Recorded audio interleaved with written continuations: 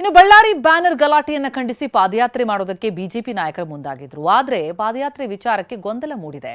ಆ ವಿಚಾರ ಹೈಕಮಾಂಡ್ ಅಂಗಳ ಕೂಡ ತಲುಪಿದೆ. ಬಳ್ಳಾರಿಯಲ್ಲಿ ಬ್ಯಾನರ್ ವಿಚಾರವಾಗಿ ನಡೆದ ಗಲಭೆ ಬಿಜೆಪಿಗೆ ಅಸ್ತ್ರವಾಗಿದೆ.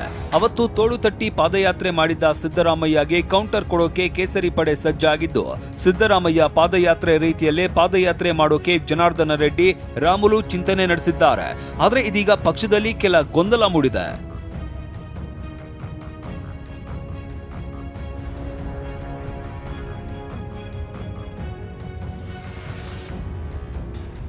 ಬಳ್ಳಾರಿ ಬ್ಯಾನರ್ ಗಲಾಟೆ, ಪಾದಯಾತ್ರೆಗೆ ಬಿಜೆಪಿಯಲ್ಲೇ ಗೊಂದಲ. ಕೇಸರಿ ಪಡೆ ಹೋರಾಟ ಕೇವಲ ಪ್ರತಿಭಟನೆಗಷ್ಟೇ ಸೀಮಿತಾನ? ಪಾದಯಾತ್ರೆ ಬಗ್ಗೆ ಒಮ್ಮತ ಮೂಡದೇ ಇರೋದ್ರಿಂದ ಕೇವಲ ಹೋರಾಟಕ್ಕೆ ಮಾತ್ರ ಬಿಜೆಪಿ ಸಮರ ಸೀಮಿತ ಆಯ್ತಾ ಅನ್ನೋ ಪ್ರಶ್ನೆನೂ ಎದ್ದಿದೆ. ಯಾಕಂದ್ರೆ ನಿನ್ನೆ ಸುದ್ದಿಗೋಷ್ಠಿ ನಡೆಸಿದ ಬಿಜೆಪಿ ರಾಜ್ಯಾಧ್ಯಕ್ಷ ವಿಜಯೇಂದ್ರ, ಜನವರಿ 17ರಂದು ಬೃಹತ್ ಪ್ರತಿಭಟನೆ ಮಾಡ್ತೀವಿ, ಪಾದಯಾತ್ರೆ ಬಗ್ಗೆ ಮುಂದಿನ ದಿನದಲ್ಲಿ ಯೋಚನೆ ಮಾಡ್ತೀವಿ ಅಂದಿದ್ದಾರೆ. ಬಳ್ಳಾರಿನಲ್ಲಿ ಜನವರಿ 17ನೇ ತಾರೀಕು ಬಹಳ ಬೃಹತ್ ಮಟ್ಟದ ಒಂದು ಹೋರಾಟವನ್ನ ಈಗಾಗಲೇ ನಾವು ಘೋಷಣೆ ಮಾಡಿದ್ದೇವೆ. ಅಲ್ಲಿ ಒಂದು ರೀತಿ ಆತಂಕದ ವಾತಾವರಣ ಇರುವಂತದ್ದು ಸತ್ಯ, ಅದನ್ನ ಅಲ್ಲಗಳೆಯೋದಕ್ಕೆ ಸಾಧ್ಯ ಇಲ್ಲ. ಶ್ರೀರಾಮುಲು ಅವರಾಗ್ಲಿ, ಜನಾರ್ದನ್ ರೆಡ್ಡಿ ಅವರಾಗ್ಲಿ, ನಮ್ಮ ಸ್ಥಳೀಯ ನಾಯಕರ ಅಪೇಕ್ಷೆ ಪಾದಯಾತ್ರೆ ಮಾಡಬೇಕು ಅಂತೇಳಿ ಅವರ ಅಪೇಕ್ಷೆಯನ್ನು ವ್ಯಕ್ತಪಡಿಸಿದ್ದಾರೆ. ಇನ್ನು ಪಾದಯಾತ್ರೆ ನಡೆಸಲೇಬೇಕು ಎಂಬ ಒತ್ತಡ ಹಾಕಿರುವ ಮಾಜಿ ಸಚಿವ ಶ್ರೀರಾಮುಲು ಹೈಕಮಾಂಡ್ನಿಂದ ಸ್ಪಷ್ಟತೆ ಸಿಗುವ ನಿರೀಕ್ಷೆಯಲ್ಲಿದ್ದಾರೆ. ಇದರ ಜೊತೆಯಲ್ಲಿ ಇವತ್ತು ಬಳ್ಳಾರಿಯಲ್ಲಿ ಶ್ರೀರಾಮುಲು ಸುದ್ದಿಗೋಷ್ಠಿ ನಡೆಸುವ ಸಾಧ್ಯತೆಯೂ ಇದೆ.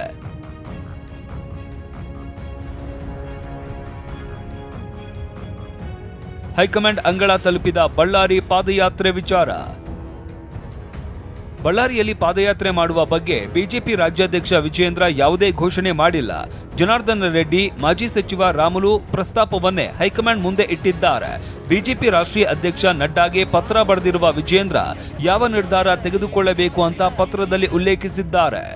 ನಮ್ಮ ವರಿಷ್ಠರ ಗಮನಕ್ಕೂ ಕೂಡ ನಾನು ಈಗಾಗಲೇ ತಂದಿದ್ದೇನೆ. ಮುಂದಿನ ದಿನಗಳಲ್ಲಿ ತೀರ್ಮಾನ ತೆಗೆದುಕೊಳ್ತಾರೆ. ಅದು ಮಾಡಬೇಕು ಅನ್ನೋ ಅಪೇಕ್ಷೆ ನಮ್ಮೆಲ್ಲರದ್ದು ಕೂಡ ಇದೆ. ಆ ನಿಟ್ಟಿನಲ್ಲಿ ಮುಂದಿನ ದಿನಗಳಲ್ಲಿ ನಾವು ತೀರ್ಮಾನ ಮಾಡ್ತೇವೆ. ಇಲ್ಲಪ್ಪ, ನಾವು ರಾಜ್ಯ ಮಟ್ಟದ ಹೋರಾಟ, ನಮ್ಮ ಎಲ್ಲ ಮಾಜಿ ಮುಖ್ಯಮಂತ್ರಿಗಳು, ರಾಜ್ಯದ ಹಿರಿಯ ನಾಯಕರುಗಳು ಎಲ್ಲರೂ ಕೂಡ ಹೋರಾಟದಲ್ಲಿ ಇರ್ತಾರೆ. ರಾಷ್ಟ್ರೀಯ ಅಧ್ಯಕ್ಷರಿಗೆ ಬೇರೆ ಬೇರೆ ವಿಚಾರಗಳಲ್ಲಿ ಪತ್ರ ಬರೆದಿದ್ದೇನೆ. ಆದ್ರೆ ಹೋರಾಟಗಳ ಬಗ್ಗೆ ನಾನು ಮೌಖಿಕವಾಗಿ ಕೂಡ ಮಾತನಾಡಿದ್ದೇನೆ. ಅದ್ರ ಬಗ್ಗೆ ತಿಳಿಸ್ತಾರೆ. ಹಾಗಾದ್ರೆ ಪಾದಯಾತ್ರೆ ವಿಚಾರವಾಗಿ ಬಿಜೆಪಿಯಲ್ಲಿ ಯಾಕಿಷ್ಟು ಗೊಂದಲ ಅನ್ನೋದನ್ನ ತೋರಿಸ್ತೀವಿ ನೋಡಿ. ಪಾದಯಾತ್ರೆ ವಿಚಾರವಾಗಿ ಬಿಜೆಪಿ ರಾಜ್ಯ ನಾಯಕತ್ವದಲ್ಲಿ 2-3 ಆಯಾಮದ ನೋಟ ಇದೆ. ಪಾದಯಾತ್ರೆ ನಡೆದರೆ ಸಂಪೂರ್ಣ ಶ್ರೀರಾಮುಲು ಮತ್ತು ಜನಾರ್ದನ ರೆಡ್ಡಿ ಉಸ್ತುವಾರಿಯಲ್ಲೇ ನಡೆಯುತ್ತೆ. ಪಾದಯಾತ್ರೆ ನಡೆಯುವ ಮಾರ್ಗದುದ್ದಕ್ಕೂ ಶ್ರೀರಾಮುಲು ವರ್ಚಸ್ಸು ಮತ್ತು ಹಿಡಿತಾ ಇದೆ. ಹೀಗಾಗಿ ಪಾದಯಾತ್ರೆ ಅಂತ್ಯಗೊಂಡಾಗ ಶ್ರೀರಾಮುಲು ಮತ್ತು ಜನಾರ್ದನ ರೆಡ್ಡಿ ನಾಯಕರಾಗಿ ಹೊರಹೊಮ್ಮಿ ಬಿಡ್ತಾರೆ. ಆಗ ಕಳೆಗುಂದಿರುವ ಶ್ರೀರಾಮುಲು ವರ್ಚಸ್ಸು ಮತ್ತೆ ವೃದ್ಧಿಸಲ್ಪಡುತ್ತದೆ. ಆಗ ರಾಜ್ಯದಲ್ಲಿ ನಾಯಕತ್ವ ಬದಲಾವಣೆ ವಿಚಾರ ಬಂದಾಗ ಶ್ರೀರಾಮುಲು ಮುಂಚೂಣಿಯಲ್ಲಿ ನಿಂತು ಬಿಡ್ತಾರೆ. ವಾಲ್ಮೀಕಿ ಸಮುದಾಯದಲ್ಲಿ ಹಿಡಿತ ಹೊಂದಿರುವ ಶ್ರೀರಾಮುಲು 4-5 ಜಿಲ್ಲೆಗಳ ಮೇಲೆ ಹಿಡಿತ ಸಾಧಿಸುತ್ತಾರೆ. ಪರೋಕ್ಷವಾಗಿ ಶ್ರೀರಾಮುಲು ನಾಯಕನಾಗಿ ಹೊರಹೊಮ್ಮೋದಕ್ಕೆ ಅವಕಾಶವಾಗುತ್ತದೆ.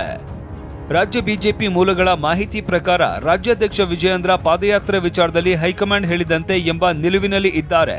ವಿಪಕ್ಷ ನಾಯಕ ಅಶೋಕ ಪಾದಯಾತ್ರೆ ಬೇಡವೇ ಬೇಡ ಎಂದಿದ್ದಾರಂತೆ. ಬಿಜೆಪಿಯಲ್ಲಿ ಎಲ್ಲವೂ ಸರಿಯಿಲ್ಲ ಅನ್ನೋದು ಪಾದಯಾತ್ರೆ ಜಟಾಪಟಿಯಲ್ಲೇ ಬಹಿರಂಗವಾಗ್ತಾ ಇದೆ. ಕಿರಣ್ ಹನಿಯಡ್ಕ, TV9 ಬೆಂಗಳೂರು.